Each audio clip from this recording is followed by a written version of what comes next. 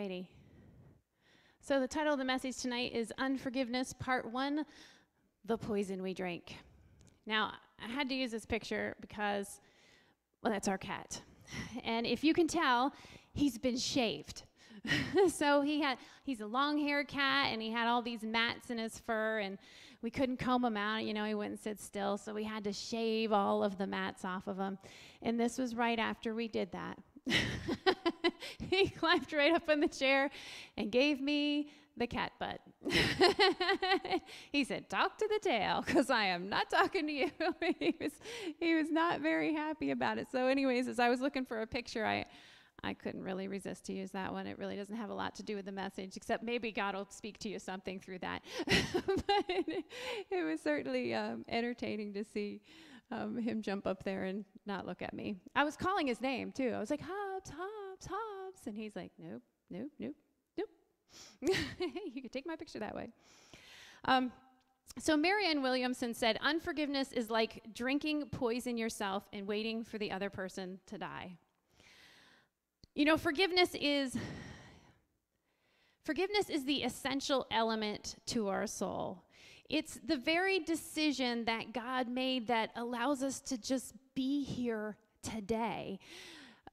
Forgiveness is what, well, made us humans to be made at all. If it weren't for forgiveness, our souls would not be here.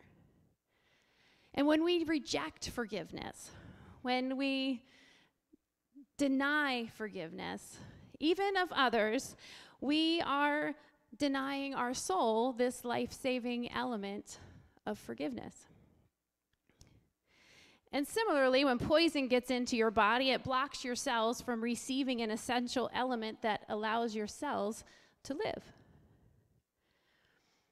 And eventually what happens is these cells, they die off. They start to die off. And when enough of them die off, well, then so do you, right? That's how poison works.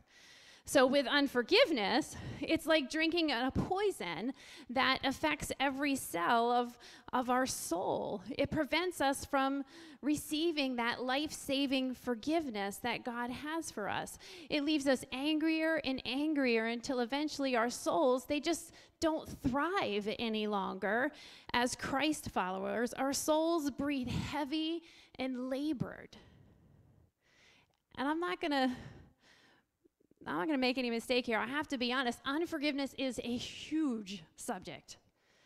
And I'm like, "God, you want me to talk about what? Like, how am I going to do that in a message?" But just bear with me. It's a huge subject, and it has a lot of facets to it. And I can't possibly say, "Oh, to get to forgiveness, it's 1, 2, 3. It's just not how it works. It's just not that simple, and it's just not that easy. But I'd like to propose for you a way of looking at forgiveness. And maybe we can start there. Mercy is the decision that puts us on the path that allows us to go on the journey called forgiveness and brings us to the place where we obtain a gift of grace. I'm going to say that again because that was a big run-on sentence. But I'll explain it a little further. So mercy is a decision that puts us on a path called forgiveness and eventually brings us to a place where we can obtain a gift called grace. Let me explain what mercy is. Mercy is not getting what we deserve.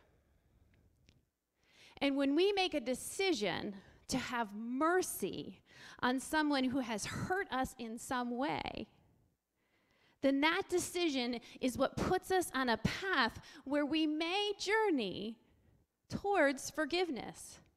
Forgiveness is not a destination, it's a journey. It takes time and it takes a determined effort. This journey, if we choose to walk in it, will lead us to a gift of grace. Now, grace is getting something that we don't deserve. And when we get to the end of this path and we get this gift of grace, And if we find it in our hearts, we may freely give that gift to the person who has hurt us, by the one that we have held this unforgiveness for, a gift that we can extend to them. You see, forgiveness always ends with grace, but it must begin with an act of mercy. So we're going to look at the word of the Lord. Find out how we can journey towards forgiveness. And I have to say, there just is not a more relatable example for forgiveness than the story of Joseph. Now, I know I have talked about Joseph before. Well, we're going to talk about Joseph again, but we're going to delve a little deeper this time because there is so much in the story of Joseph. I mean, the story of Joseph is crazy and crazy long, okay? It's like 13 chapters in the Bible, and I'm not going to be able to read all of those chapters to you. But Joseph has this beautifully blended, dysfunctional family. It's just how it is.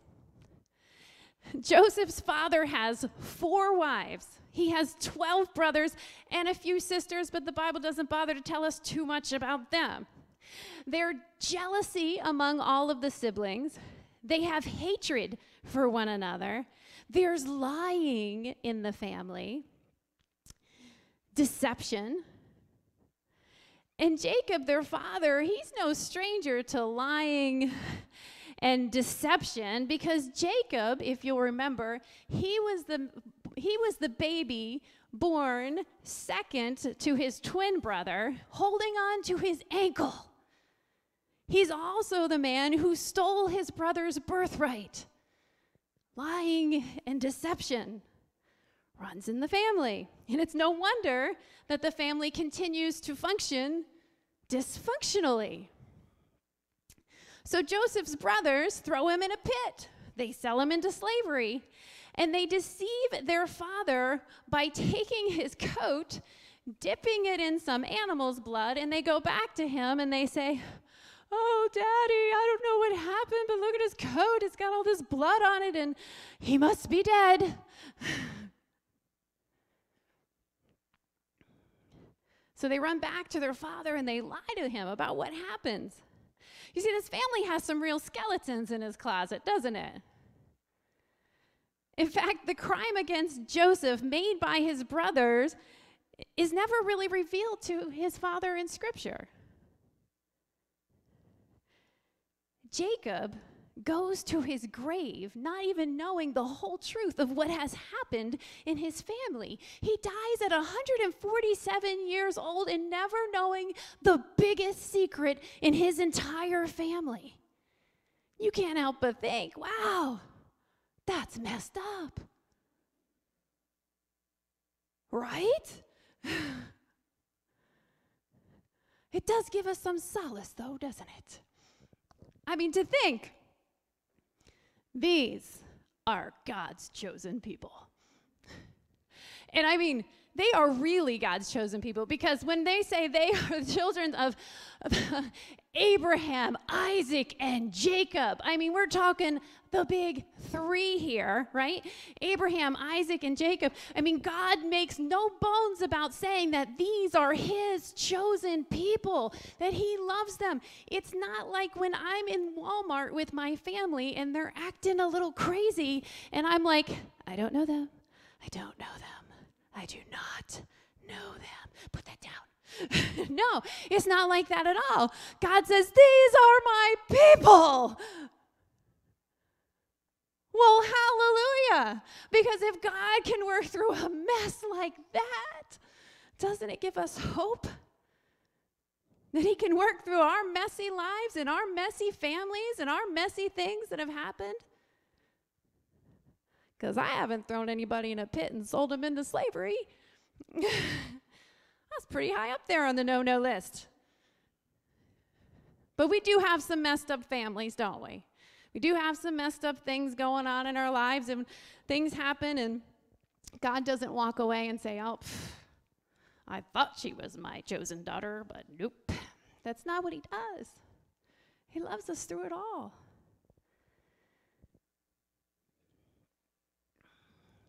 So we'll go back to Joseph.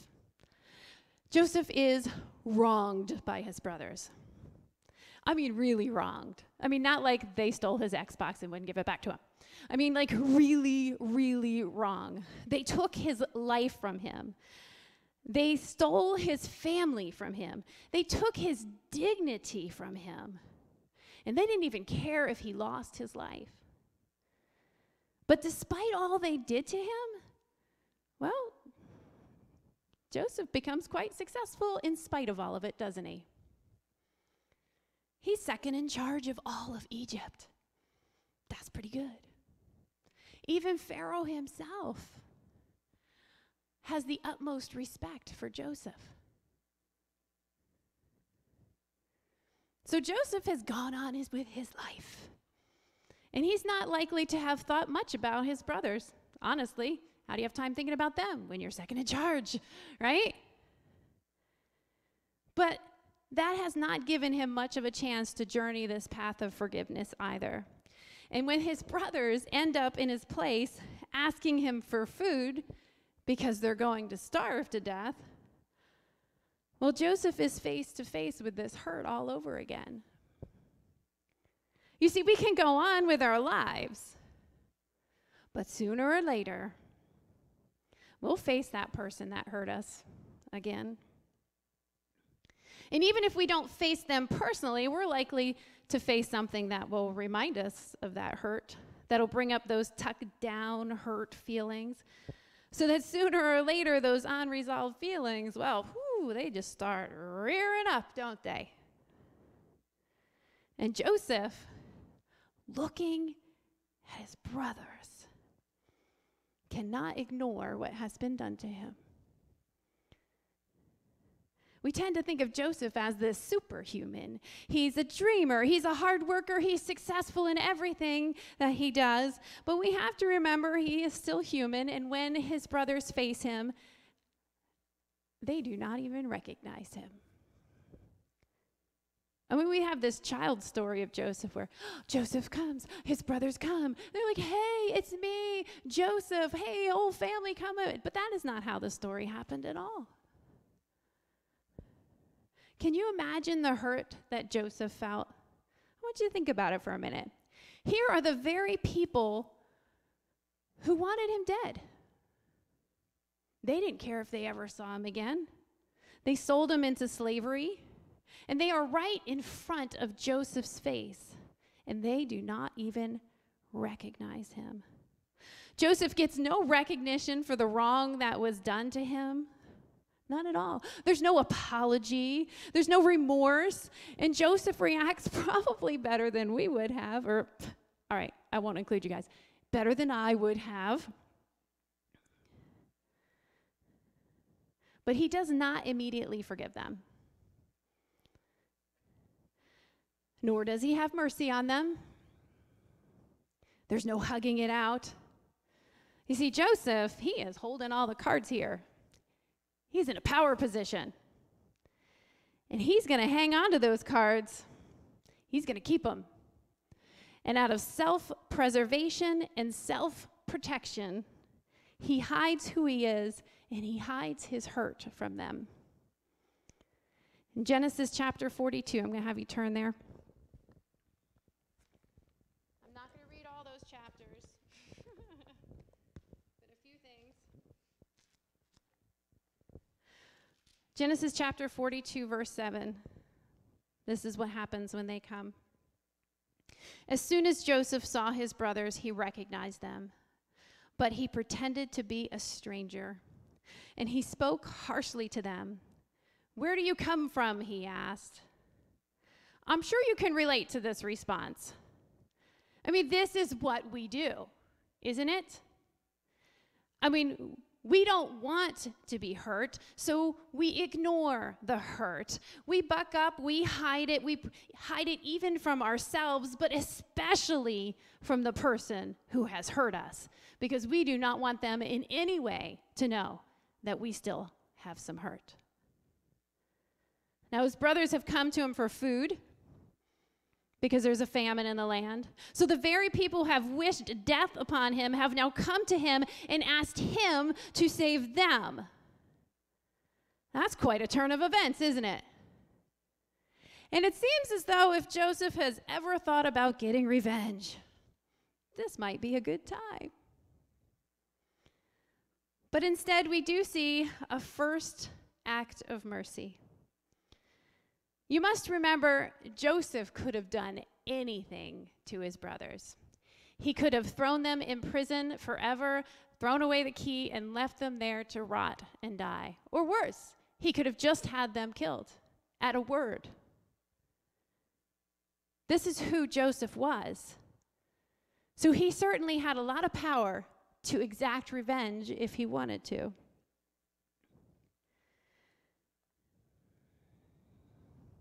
An eye for an eye, a tooth for a tooth, right? Could have done what he wanted. But instead we see this small, tiny act of mercy and a little tiny door opening up in Joseph's heart. And I'm going to read starting from verse 9. I'm going to read a good bit here.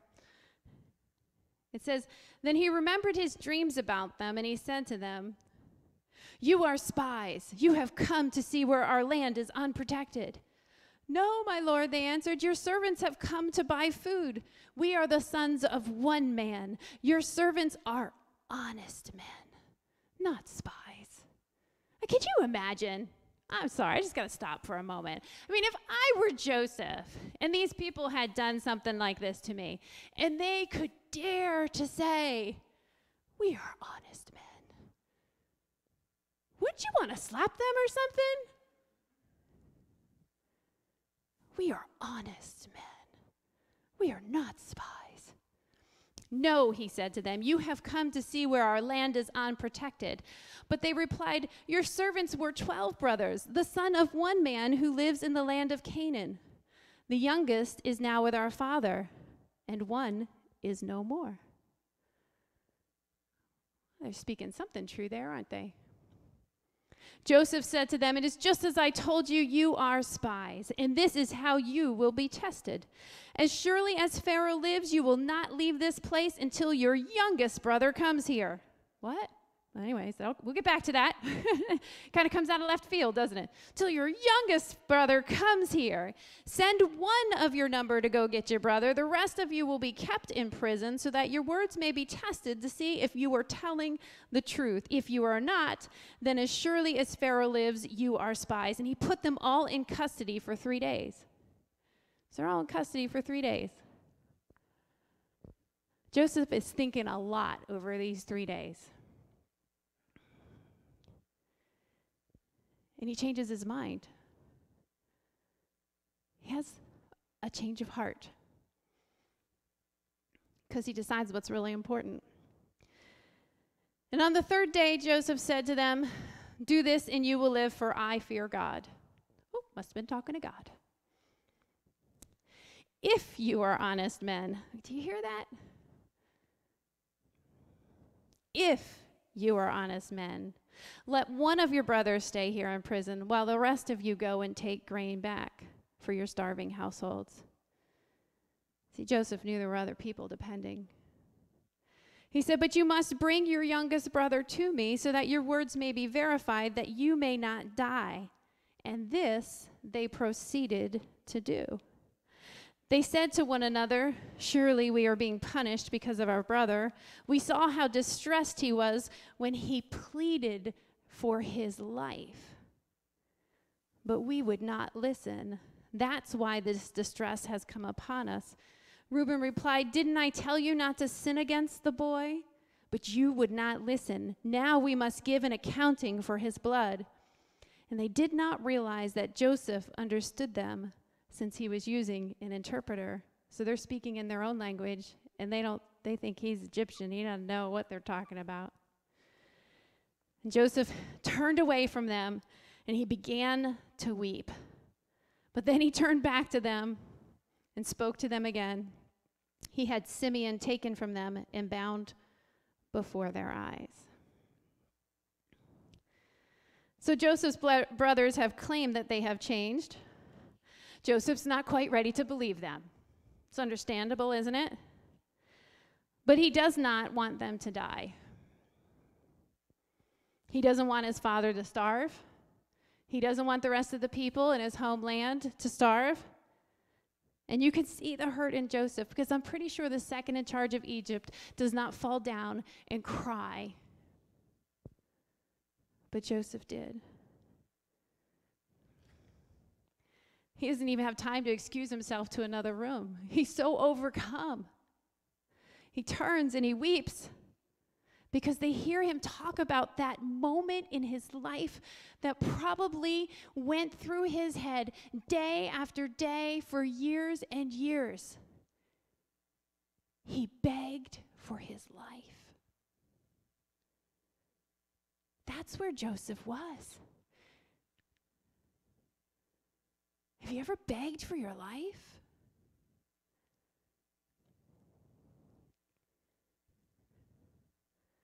I fought for my life.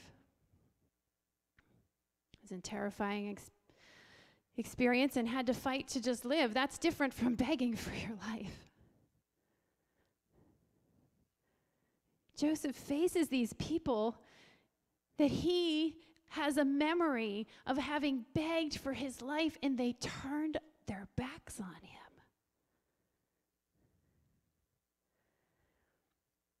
But Joseph has chosen to give mercy.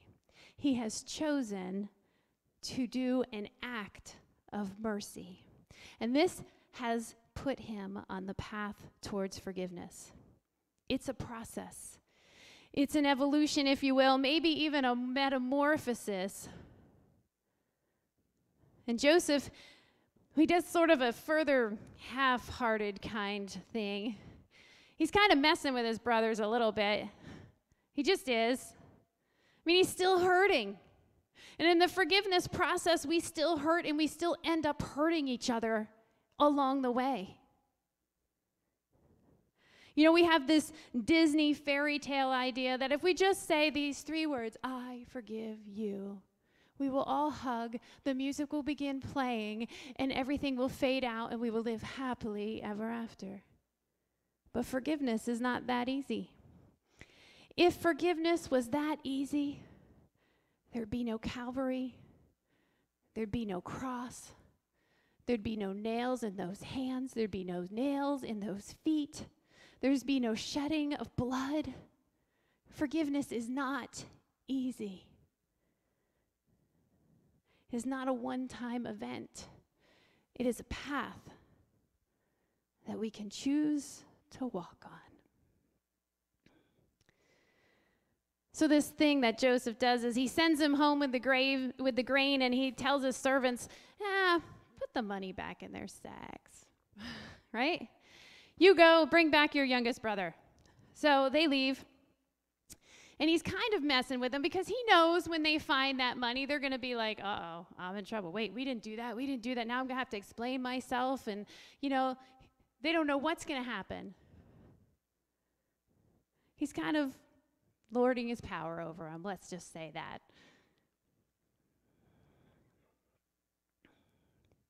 And when they leave, they find that silver, and they are exactly what he thought. They are terrified. And when they return to Jacob, their father, he's so upset.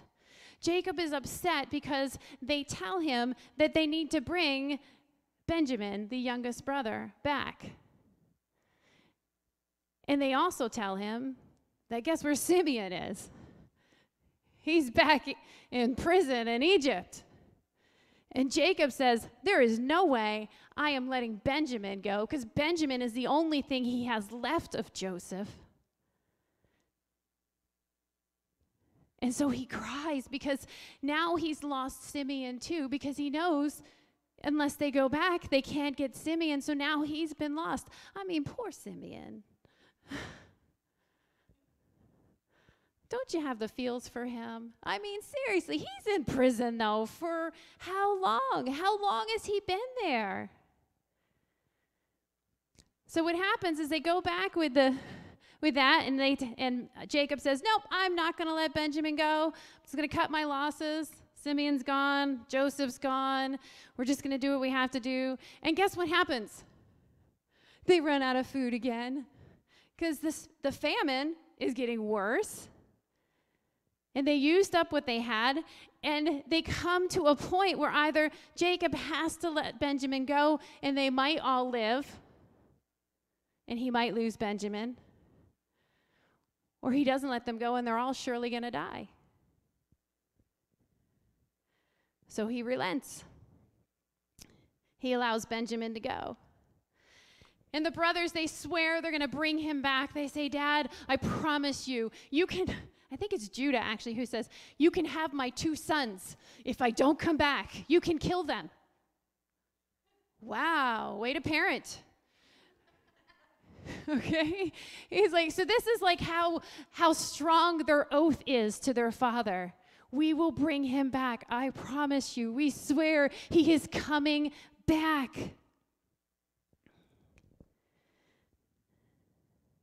And so Jacob sends them with money that they got back, sends them with more money to buy food. He says, you just tell them, here's the money we paid, here's more money, we're so sorry, we don't know what happened, and here's some gifts, other things that we have. Just take them all for that second in charge, the really cranky guy. Just give it all to him, and maybe he'll have mercy on you, and you'll have some grain, and you can save us all. Now remember, Joseph is walking a journey of forgiveness. That means he has hurt still. And he's trying to choose mercy at every corner, but it's a struggle. His brothers come back, and he is so delighted because Benjamin is with him again. You might wonder what's so cool about Benjamin. Well, as I said, he has the same mother as Joseph. So they are full-blooded brothers, and they have this bond with one another. And so Joseph is so excited because Benjamin is here, and he has them come in, and he goes and he gets, hey, let's go get Simeon out of prison. Come on, Simeon, come on. And he gets them all together, and they have a good old-fashioned home-cooked meal. And his brothers are going, that's weird. All right, but okay, sure. They don't know this guy. They don't know he's Joseph. They're a little scared. But Joseph is just overjoyed and oversorrowed at the same time because he comes face to face with probably his greatest loss, his brother. And in Genesis 43:29, it says, as he looked about and saw his brother Benjamin, his own mother's son, he asked, is this your youngest brother, the one you told me about? And he said, God be gracious to you, my son. And he is deeply moved at the sight of his brother. And Joseph hurried out and looked for a place to weep. He went into his private room and he wept there. Joseph pulls himself together, washes his face off. Hey, any of you ever done that? Cried your eyes out and then tried to make it look like you didn't? Come on. All right. Yeah. The cold water, only does so much. That's Joseph. Crying his eyes out. See, the journey of forgiveness is painful. I'm going to tell you, that's just true. Don't expect to journey towards forgiveness without having pain. Because you won't. It's not how it works. And we can certainly see it here with Joseph. But even in the midst of all this pain, it says, the Bible says that they drank and they feasted freely. Sounds like they probably even had a good time. But the time comes for them to leave, and because they have done everything Joseph has asked them to do, and there is no way of keeping them there without being truly honest in revealing who he is, Joseph doesn't want to see Benjamin go. He simply can't bear it, and he concocts an underhanded plan. a plan to get Benjamin back. He has his servants do the same thing, give him the grain, put the money back in, and then, the youngest one, one that looks like me, no, he didn't say it, but the youngest one, I want you to take my silver cup and put it in his bag. Bye, see ya, good luck on your journey, yeah. Joseph says to his servants, you go out there and you find out who has my cup and you bring them back because they stole it. Oof. I have to say, this was not mercy, now was it? It was selfishness. And selfishness stalled him right there on the path of forgiveness. He chose his own needs. You see, sometimes we can be on the path journeying towards forgiveness and we get hit with a wave of selfish desire to get back what was stolen from us. He lost out on being with his brother. He lost out on a relationship, birthdays, Passovers, jokes, laughters. Practical jokes, probably. And in a selfish moment, he decides he wants to recoup his losses because he wants to get him back for himself. You see, this happens to us, especially when we have a long-term debt of unforgiveness. Every day the sun goes down and we do not forgive, we lose something. It appears to be something concrete, like time or relationship, but in reality, it is something inside ourselves. It's the poison that we're drinking. We lose our peace, and our soul breathes slower and slower until it stops thriving, and we can barely get through the day. And when Joseph's brothers return with Benjamin and that silver cup, they are broken. They are in pieces. And not for the reason that Joseph thought they would be. They are not broken because they will pay a debt of slavery. They are not broken even because they would lose Benjamin. They are broken because they realize that not coming back with Benjamin would surely cause their father to die of a broken heart.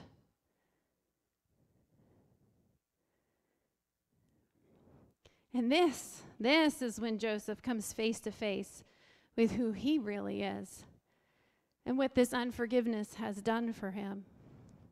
You see, he's the person drinking the poison. He's the one willing to hurt his father for his own revenge.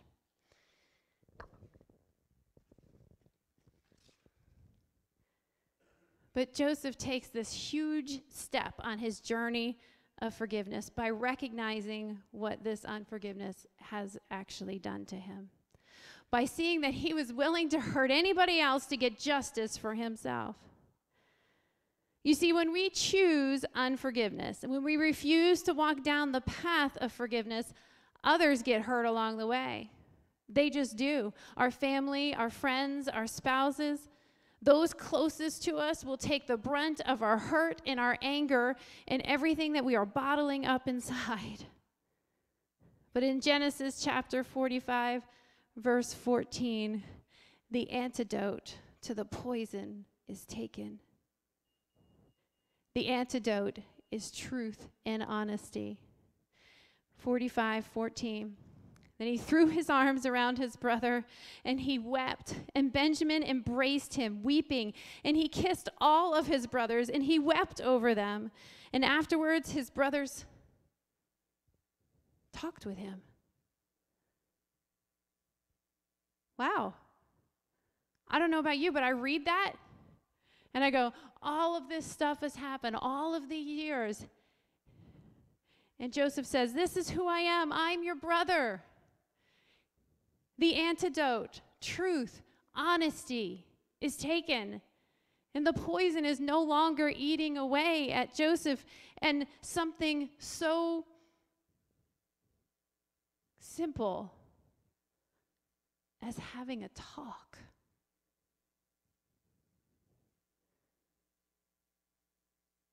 They talked.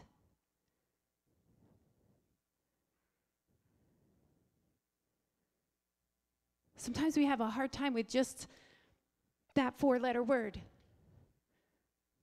Talk. They talked. And then Joseph's family, well, they come. They're all saved from the famine, and his father Jacob lived 17 years in Egypt, past the famine, beyond to times of plenty again. And like I said, it's a journey. And at the end of the journey, Joseph found a gift of grace to give his brothers. They never told his father what he did to them. He completely forgave them without any outward justifications at all. Come on, when we want to forgive, we want justification. Come on. He forgave without any outward justification at all. They simply talked. How did he do that? I wonder that. How do you do that? How are you that good, Joseph? How do you do that? Well, we have a clue. Genesis chapter 50, verse 19.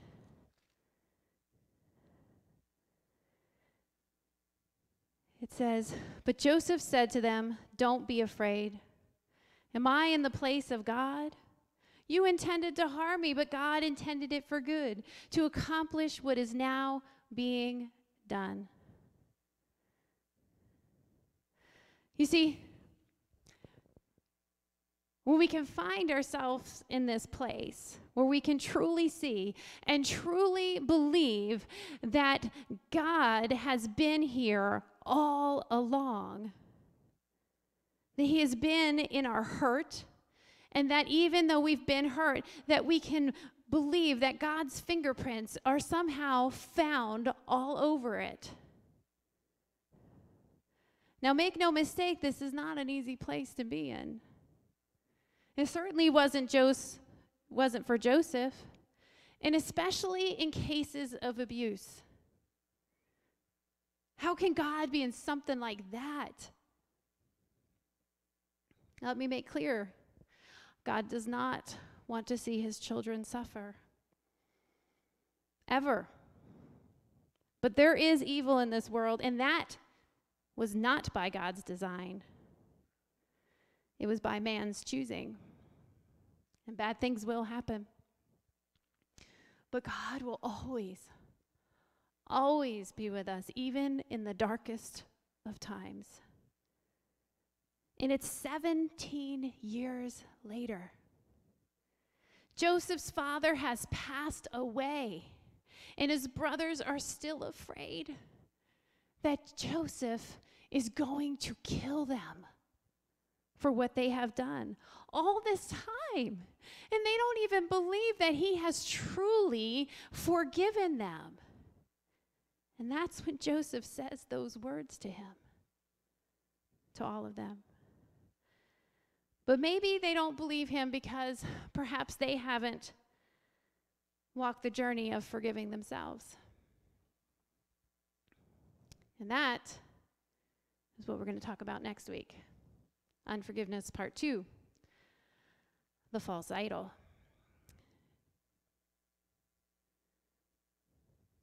So there's no recipe. There's no 1, 2, 3 step program, no magic words that we can say to get to forgiveness. I can't sum it up in a message. I wish I could. Each of us walks this path of forgiveness, and it's different for each one of us. Our own act of mercy is going to be different. Our own challenges are going to be different. We don't go back to where we were when the hurt happened. That didn't happen with Joseph. They were in Canaan. He didn't take all the grain back to Canaan and says, "Oh, I'm back home now, Daddy." No. God brought Joseph to a new place, and he was bringing his family to a new place as well, because they went to Goshen. And God brings us to a new place when we get to that place of forgiveness. And if we're brave enough to give that gift of mercy to the one who has hurt us, we'll find ourselves in a land of plenty.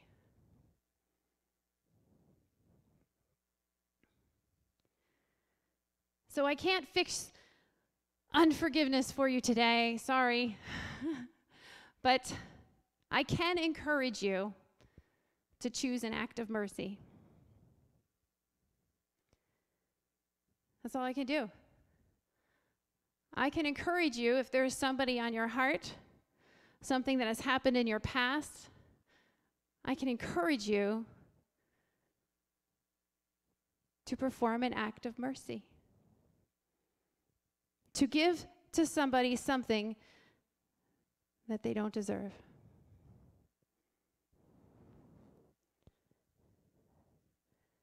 To not give them what they do deserve. I can encourage you to do that. And if you will do that, you will find yourself right in the middle of a path that you can walk, if you choose to, one step at a time towards forgiveness, always choosing mercy over selfishness, over revenge, over pride, over our own feelings. And if we'll do that, we'll find ourselves right at the end with an unbelievable gift, grace. That's exactly where Joseph was at with his brothers.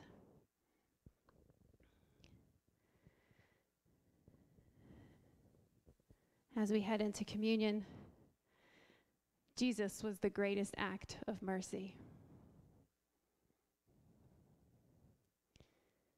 And it certainly was a journey towards forgiveness, wasn't it? And we, those of us who know the Lord, have been given a gift of grace because of the act of mercy of Jesus Christ. For God so loved the world that he gave his one and only Son. It's a pretty big act. That whosoever would believe in him would not perish. Here comes grace. But have eternal life. Isn't it beautiful?